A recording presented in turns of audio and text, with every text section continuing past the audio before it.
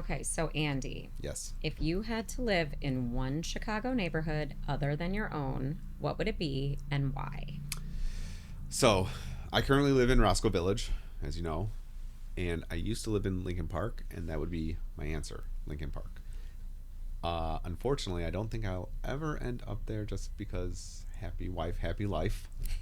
She does not want to go back to Lincoln Park. Not because she didn't like it.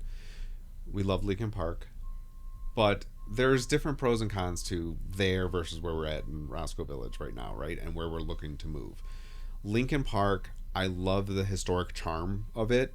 I love all the old architecture. I mean, that is a big reason why I do this. It's just I love that when there was passion behind when they built in the city, right? And you studied architecture in college. For a hot second, a little bit. But yeah, so that's, I love that aspect of it, walking around the tree-lined streets. I was just out there last weekend with Bennett. It was just the two of us. Went out to dinner at Summer House, which was great. It's a really popular place. We went to Oz Park. Beautiful park. Awesome park. Yeah, with the new Huge. playground. Yeah. It's awesome. The tennis courts, the pickleball. It's close to the lake. It's close to downtown. It's beautiful. I just think, and it is probably one of the most sought after, if not the most sought after neighborhood in the city, I would say, by most people. So with many people that I talk about that are not from Chicago, probably the primarily number one neighborhood that they know about without really knowing much more about all of our neighborhoods is Lincoln Park. Mm-hmm. So that doesn't surprise me. Yeah. I mean, with that comes the biggest con, which is that it's expensive, right? Very high price points for both condos and single family homes, right? It's denser. Smaller lot sizes. Right?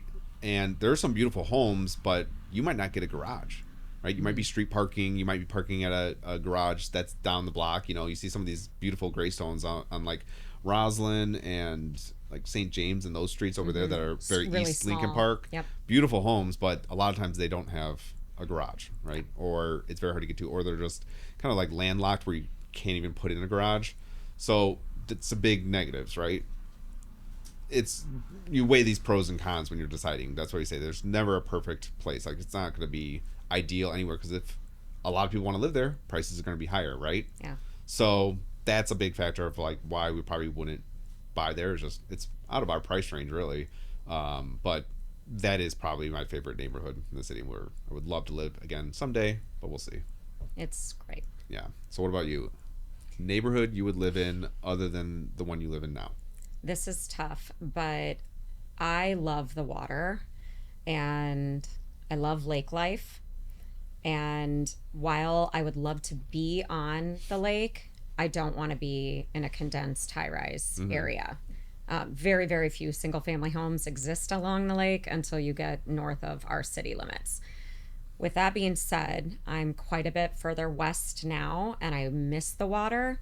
I think the perfect kind of middle ground that would scratch that itch for me would be along Ravenswood Manor. Okay. Along the Chicago River. Oh, wow. Okay. Very specific. Yes. Yeah. And that's a very small area too. Yes. Those homes come up very, very rarely. Yeah. Those are longtime residents. They are highly sought after. Right. More often than not, you are probably going to have to renovate or knock something down and rebuild. Mm-hmm. But just being able to have that water access, or at least the view, would be amazing. Yeah. And then also really close to North Center and Lincoln Square, where you've got tons of retail, great schools, lots of public transportation, and easeability of getting from A to B, which is important because we're in our cars all day long. Yeah. The Ravenswood Manor it's interesting because they do have a lot of great architecture there too. Like some of those homes I think are absolutely beautiful. And I also thought that would be great because then I can go kayaking whenever I want. Exactly. Right? Exactly. I just was along the Chicago River yesterday with my daughter at one activity, and then I took my other daughter along the running path, and she scooted and I took a jog, and it was awesome just seeing all the row teams or the crew teams from the high school. all, everybody just out and about enjoying the weather. And it just kind of felt like we weren't in a major metropolitan city, Yeah. which made me really happy. Yeah. I would say the one con is that it's the one area where you're going to have flood insurance Yeah. and worry about that. So that would be one downside. And also the inventory is super low. So the probability of finding a home there is harder, or a longer search timeline. But I think given that I've lived far enough west for so long, I'm comfortable with that area, but living on or along the river would be awesome. Yeah. Something I didn't really consider, and we're pretty close to the river right now, and You I gotta go running use it by it. more. I run on it quite a bit in the summer. Yeah. I haven't this summer, but usually I do. I run up to Horner Park, which is Horner Park is beautiful. amazing. It's huge. It's got so much going on. Yeah. So that's a real big It's a pro for that area. Yeah, it's a big draw. It's also close to Brown Line, right? Kimball stop, not too far. Not too far. Yeah, but not too far from public transit in general, we'll say. Yeah, I mean, the buses there are great, which I also think forward about with kids going to school, once they're, maybe a little bit past that middle school age, but certainly whichever high school we decide to go to in the city. The ones that I already have on my mind are a hop, skip, and a jump on the bus. So I would feel comfortable putting my kids on the bus to get there if we didn't drive them. So there's just a lot of draws. I hear you. Okay. I'm going to ask you a hot seat question here. Okay. All right. So when you're with a client, okay, and they say, would you buy this place? Would you buy this home? What do you say? My first reaction is going to be, this home is for you. It's not for me. And not like that, but I'm not the one that's out searching for this property. What I would probably do for them, if I'm going to be honest, is give them the pro, con, pro. This house is amazing for this reason. It wouldn't work for me.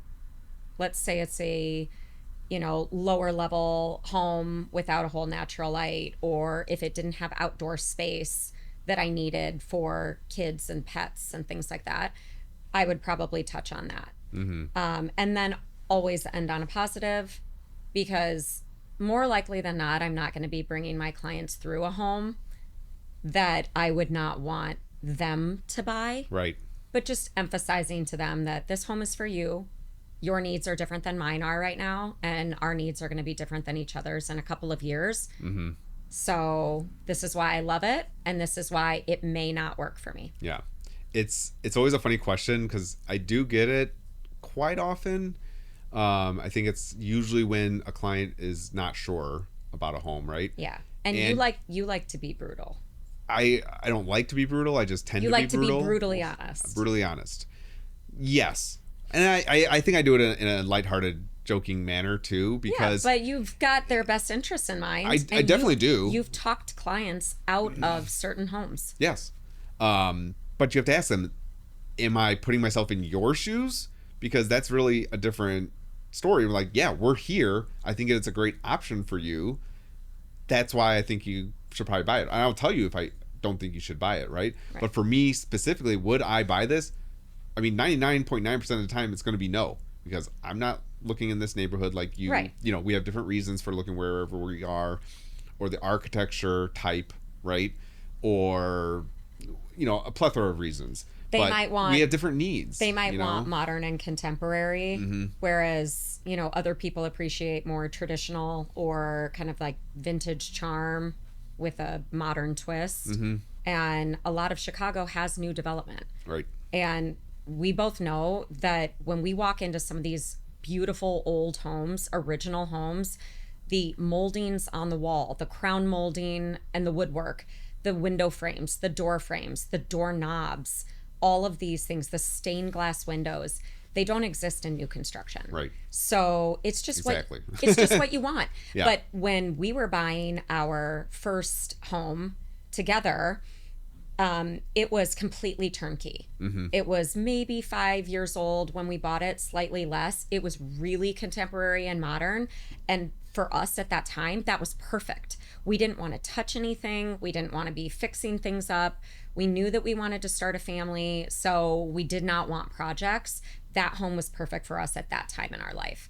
Now, having been in a neighborhood that has more character and these homes are older and some are historic, I am sharing such more of an appreciation for that, traditional vintage original architecture. And so, to your point, it's just not for everybody. Right. And I tell people too that, what I want is a super old home. Like I want a home that's 100 years old, a 1920s build here. With rich mahogany leather and many leather bound books. Yeah, all the molding, crown molding, coffered ceilings, everything. But that's what I like. And I like stuff that's been restored and taken care of very well, right? A lot of people want brand new. They like that new, clean look. That's my wife more so on that side of it, right? And, there's people that want the mid-century modern, the high-rise, whatever it is. Something I always tell people is that, like, listen, my style is what I want to live in, but I can appreciate other styles. Now, there's plenty of styles that I don't appreciate, right? So the stuff that was built way too quickly, that's not going to withstand the test of time. Not going to withstand the test of time. It's got issues, whatever. I don't appreciate that, and I will point those things out.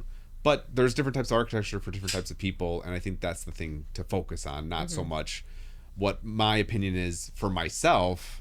Maybe they're looking for a little bit more of validation that they have good taste or good, choices. But you have to really approach it from, listen, we're here. I'm putting myself in your shoes, right? My shoes, we would be in a totally different neighborhood, probably. Right. Most likely. Yeah. But, What is one thing about living in Chicago that surprises people who are moving here? It's funny because I think it really depends on where they are moving from. I've had people moving from St. Louis from a 4,000 square foot home to 1,200 square foot condo. Right. And so that's surprising for them, like how far their money does or doesn't go. And then I've had people from New York and San Francisco that were living in a 600 square foot and feel one bedroom, and they're like kings and queens. Yeah, they're like, this is amazing, and it's what? That's it? That price? And it could be the same 2-bed condo we're looking at, right? And it depends on where they're coming from. It's all perspective. Yeah. So I think that's the biggest surprise for people is whether it's for good or for bad. Having that space, not knowing the square footage, not knowing the cost of living here. Yeah. It varies greatly. From other metropolitan areas and rural areas. So it depends where you're coming from. I think that changes that. Yeah. One thing that generally surprises people who have not lived in Chicago before, I think, is the waterfront living. We have 17 miles of beachfront from south to north. And that's just so rare to have that. Yeah.